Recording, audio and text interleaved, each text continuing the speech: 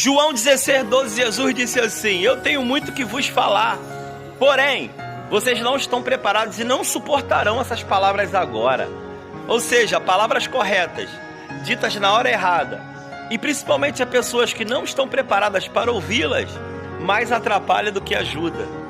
Somente o Espírito Santo tem o poder de convencer o homem da justiça, do pecado e do juízo. Se até Jesus, querendo falar, disse não ser o momento, por que alguém, não tendo sido solicitado, quer dar opinião? Eu aprendi que quem fala o que quer, na hora que quer, do jeito que quer, pode ouvir o que não planejou.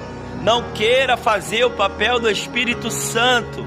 Há momentos que o silêncio é a melhor forma de agir. Pensa nisso. A paz.